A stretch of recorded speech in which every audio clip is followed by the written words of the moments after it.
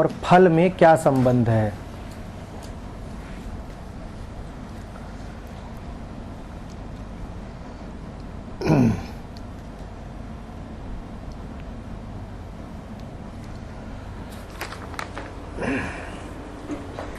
तीन तल होते हैं किसी भी हैपनिंग के, किसी भी घटना के।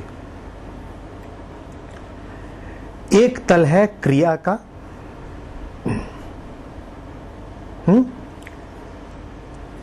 एक तल है सकाम कर्म का और एक तल है निष्काम कर्म का।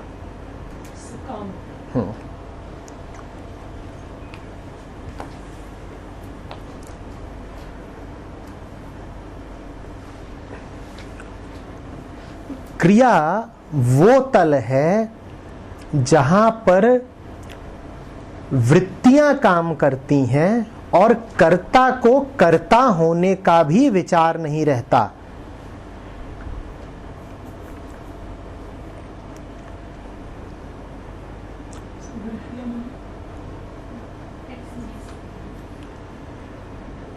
घटना घटेगी और बिना विचार के घट जाएगी, ये क्रिया हुई। जैसे यंत्र, जैसे मशीन, ये क्रिया है। इसमें प्रतीत ऐसा होता है जैसे कर्ता अनुपस्थित हो। कर्ता अनुपस्थित नहीं है, कर्ता मात्र परोक्ष है, छुपा हुआ है।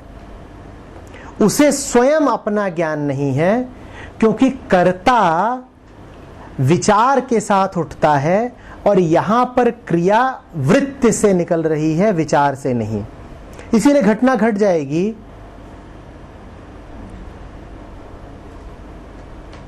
और उस घटना का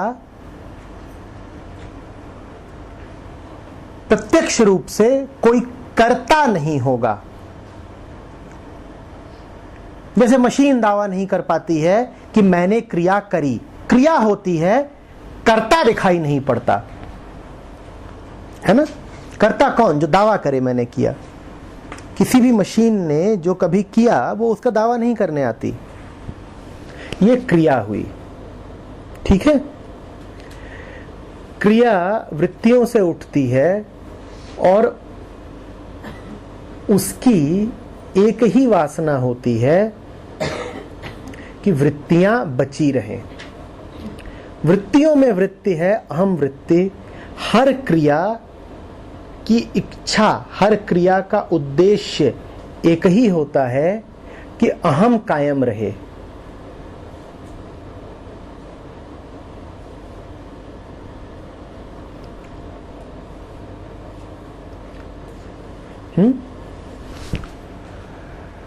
कैसे पहचाने कि क्रियाएं चल रही हैं?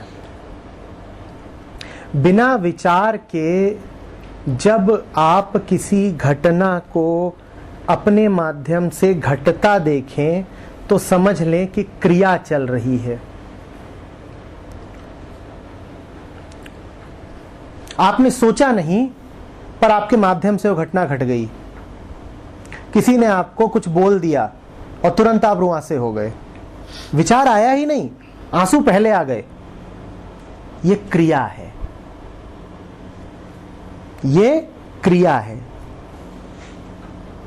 और याद रखिएगा, प्रत्येक क्रिया एक प्रकार की प्रतिक्रिया ही है, क्योंकि क्रिया उठती ही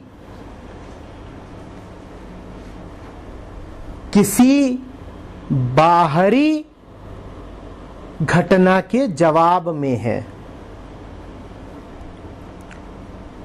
क्रिया का हमेशा कोई कारण होता है, वो अकारण नहीं होती, और उसका कारण होता है कोई और घटना।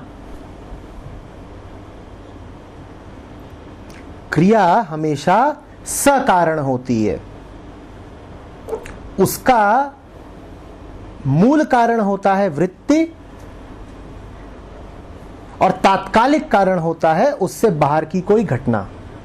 तो यदि आपसे किसी ने कुछ कहा और सुनते ही आप क्रोधित हो गए, तो तात्कालिक कारण क्या था? किसी दूसरे द्वारा कहे गए कुछ शब्द। और मूल कारण क्या था?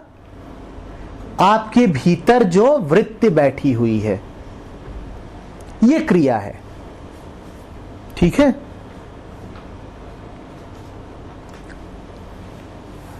क्रिया से हटके होता है सकाम कर्म। सकाम कर्म में कर्ता प्रत्यक्ष रूप से उपस्थित रहता है।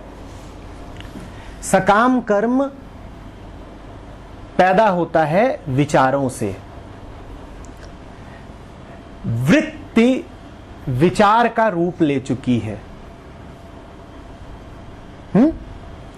वृत्ति अति सूक्ष्म होती है, विचार वृत्ति की अपेक्षा स्थूल होता है। वृत्ति विचार का रूप ले चुकी है, और वो विचार क्या है कि मुझे कुछ पाना है।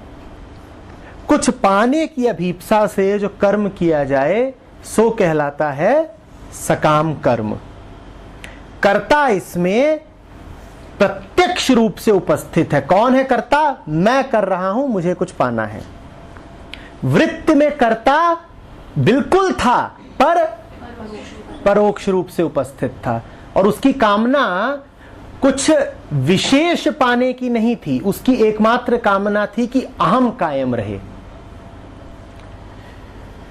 जब विचार से कर्म होता है, जब विचार से सकाम कर्म होता है, तब कामना क्या होती है कि मुझे ये मिल जाए और वो मिल जाए, जो मेरी इच्छित वस्तु है, जो मेरा इच्छित फल है, वो मुझे प्राप्त हो जाए। हालांकि उस इच्छित फल के प्राप्त होने में भी अंततः कामना यही है कि अहम कायम रहे। ठीक है? इनसे हट करके होता है निष्काम कर्म। निष्काम कर्म वो जिसमें कर्ता अनुपस्थित हो गया है। उसकी अनुपस्थिति मात्र प्रतीत नहीं है, तथ्य है। ऐसा लग ही भर नहीं रहा है कि कोई कर्ता नहीं है, वास्तव में कोई कर्ता नहीं है, क्योंकि जो कर्ता था वो अपने ही स्रोत में मग्न हो गया है। अब जो घटना घट रही है वो इसलिए नहीं घट रही कि उसका कोई फल अपेक्षित है। वो घटना बस घट रही है, अपेक्षाएं विलीन हो चुकी हैं, नहीं चाहिए आगे के लिए कुछ। जो कर रहे हैं उसी में आनंद है। जो हो रहा है वो अपने आप में पूर्ण आनंद ही है। वो अपने आदि में भी आनंद है और अपने अंत में भी आनंद है। माहौल ही आनंद का है। यह निष्काम कर्म हुआ। बात आई समझ में? निष्काम कर्म को और क्रिया को एक न जान लेना, दोनों में ही याद रखना कर्ता अनुपस्थित सा दिखता है। ये वैसी ही बात है जैसे किसी ने मुझसे पूछा था कि सर डीप माइंडफुलनेस और एब्सेंट माइंडेडनेस एक से ही दिखते हैं। बिल्कुल ठीक बात थी। एब्सेंट माइंडेडनेस में भी कर्ता विलुप्त सा दिखता है कि कर तो रहे हैं पर करने का भाव नहीं है, मशीन की तरह करे जा रहे हैं। और डीप माइंडफुलनेस में भी कर्ता नहीं होता है। समझ में आ रही है बात? अंग्रेजी में ये जो अंतर है वो अंतर तुम्हारे काम आएगा जब रिएक्शन और रिस्पॉन्स का अंतर समझोगे और जब एक्शन और एक्टिविटी का अंतर समझोगे। समझ में आ रही है बात? जब गीता लेंगे तो उसमें कृष्ण तीसरे अध्याय से आगे कुछ शब्दों को लेकर के चलते हैं।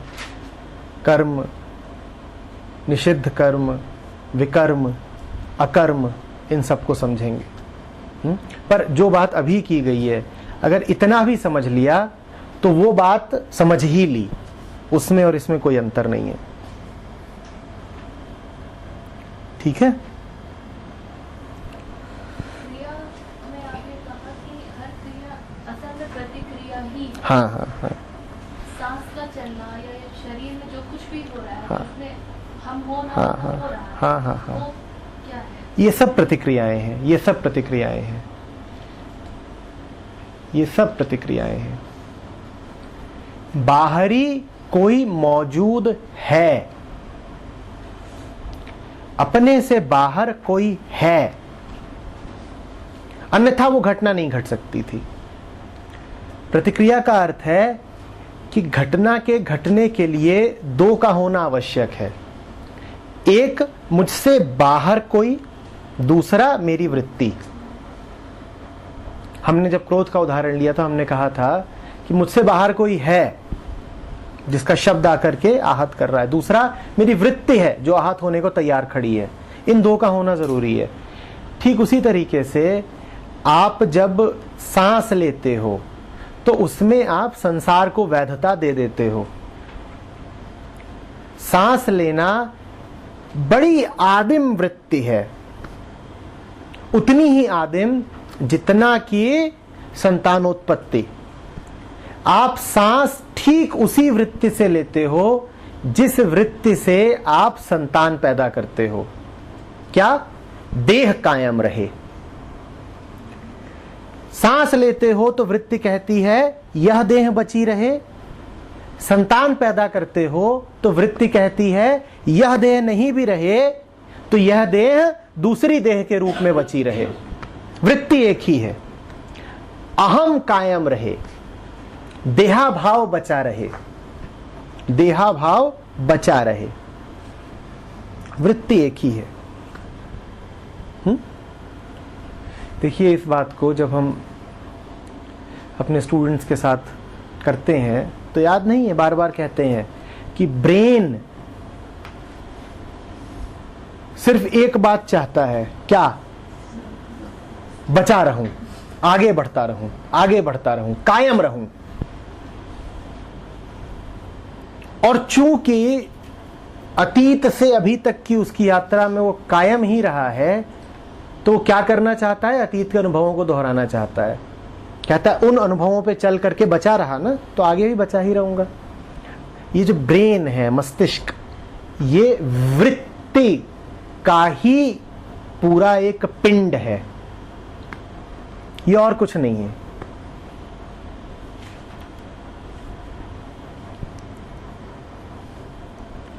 समझ में आ रही है बात? वो कुछ और नहीं चाहता। वो नहीं चाहता है कि मुक्ति मिले और आनंद मिले और प्रेम मिले। वो बस एक बात चाहता है, भिखारी की तरह जिंदा रहूं।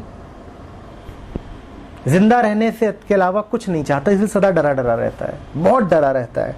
उसको जिंदा रहने के अलावा और कोई प्रयोजन ही नहीं है। जिंदा रहूं और अपने मिट्टी हो जाने से पहले अपने जैसे कई और खड़े कर दूं। इसी बात को हम इस तरीके से भी कहते हैं कि प्रकृति मात्र फैलाव, प्रोलिफरेशन चाहती है। प्रकृति को आपसे कोई दिक्कत नहीं होगी, उदाहरण दे रहा हूं, प्रकृति को आपसे कोई दिक्कत नहीं होगी यदि आप अनपढ़ रह जाएं। प्रकृति को आपसे कोई दिक्कत नहीं होगी यदि आप एक शास्त्र ना पढ़ें, आप ना बैठें सत्संग में। प्रकृति खुश है, आप बस 5-6 बच्चे पैदा कर दीजिए। वो आपसे इतना ही चाहती है और वो लगातार आपको इसकी याद दिलाती रहती है, बच्चे पैदा करो, बच्चे पैदा करो, बच्चे पैदा करो। तो ही चीजें हैं जो याद दिलाती है। पहला, अपनी सुरक्षा करो, अपनी सुरक्षा करो, अपनी सुरक्षा करो। दूसरा, बच्चे पैदा करो, बच्चे पैदा करो, बच्चे पैदा करो। यहां तक कि वो आपको सजा देती है यदि आप बच्चे ना पैदा करें। प्रकृति ऐसी है कि यदि आपने 5-6 बच्चे पैदा किए तो आप हट्टी कट्टी रहेंगी, पर यदि आप तय कर लें कि इस खेल से बाहर जाना है, हम नहीं पड़ेंगे संतानोत्पत्ति के खेल में, तो आपको सजा मिलेगी। कई बीमारियां सिर्फ उन्हीं स्त्रियों को ज्यादा होती हैं जो मां नहीं बनती। ऐसा खेल चल रहा है। कोई दिक्कत नहीं होगी तुम्हें, तुम मूढ़ रहे आओ, तुम रहोगे हट्टे कट्टे। मूढ़ लोग शायद ज्यादा जीते होंगे, तंदुरुस्त। कोई दिक्कत नहीं होगी, पर प्रकृति तुम्हें सजा देना शुरू कर देगी अगर तुम उसके चक्र से बाहर आना चाहोगे तो। जैसे ही तुम उसके चक्र से बाहर आना चाहोगे, वो तुम्हें सजा देना शुरू कर देगी।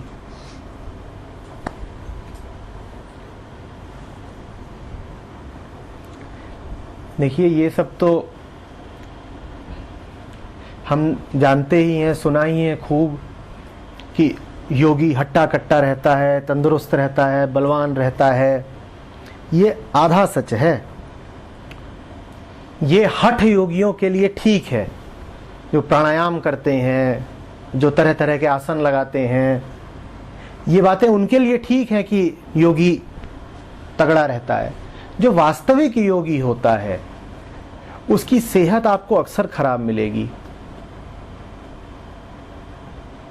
ये जो आप टीवी पर खेल देखते हैं, ये योग नहीं है कि पेट अंदर बाहर कर रहा है, कोई सर के बल खड़ा है, कोई पीछे से हाथ डाल करके इधर से कान पकड़ रहा है। ये सब तो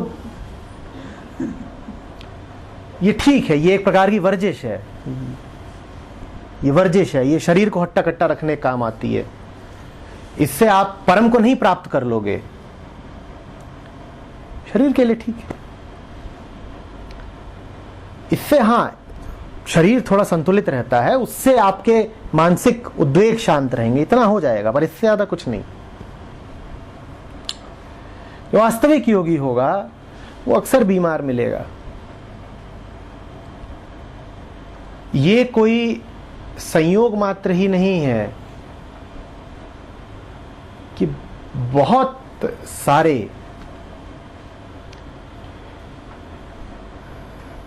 तत्वज्ञानी कम उम्र में ही सिधार गए। कई उदाहरण हैं।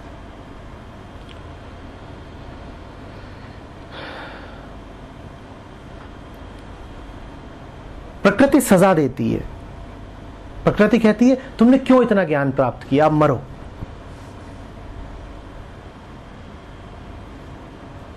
मैं ये नहीं कह रहा हूं कि आवश्यक है, पर खेल इस हद तक चलता है।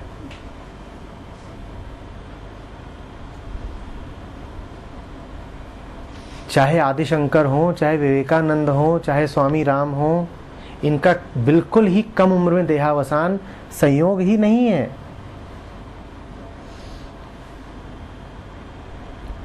जो लंबा भी जिए तो कृष्णमूर्ति कैंसर से मरे। प्रकृति बहुत खुश रहेगी। आप सुबह उठ के खाया करो, पेड़ पे चढ़ जाया करो, मांसपेशियां सुदृढ़ रखो और दिन में 8 दफे संभोग करो। प्रकृति आपसे इतना ही चाहती है।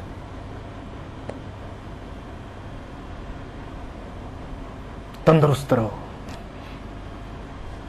प्रकृति बिल्कुल नहीं चाहती कि आप साधना करो, सत्य को जानो। नहीं, कतई नहीं। सच तो यह है कि आप साधना करने बैठोगे, सबसे पहला रोड़ा प्रकृति अटकाएगी, आपकी खुजली उजली शुरू हो जाएगी। यहां जो लोग नहीं आते उनसे पूछो कि उनके पास क्या कारण है, और मैं दावे के साथ कह रहा हूं 100 में से 100 कारण प्रकृति के कारण हैं। कैसे? तबीयत खराब थी। तबीयत माने क्या? क्या खराब था? मन खराब था। क्या खराब था? शरीर माने पीठ में दर्द था। अब पीठ क्या है? प्रकृति। और मैं पक्का बता रहा हूं, तबीयत उस दिन ज्यादा खराब होगी जिस दिन सेशन होगा। प्रकृति चालें चलना जानती है। देख लेना कभी। प्रकृति का दूसरा जरिया कि आप ज्ञान को उपलब्ध न हो पाए वो है खास तौर पे स्त्रियों के लिए यही संतान उत्पत्ति। एक बार आ गया अब आपके दरवाजे बंद हो जाते हैं। बात हंसने की नहीं है, ये बहुत त्रासद बात है कि औरत को पहले तो प्रकृति हर महीने ये याद दिलाती है कि तुम बच्चा पैदा करो, कि तुम्हारा शरीर ही अधूरा है, बच्चा नहीं पैदा कर रही हो। पहले तो उसे हर महीने याद दिलाया जाता है। तो बेचारी करे क्या? उसकी एक एक इंस्टिंक्ट पुकारती है कि मां बन, मां बन, मां बन। तो बन जाती है मां, और मां बनने के बाद अब क्या करे? अब लग गया लंगूर साथ में।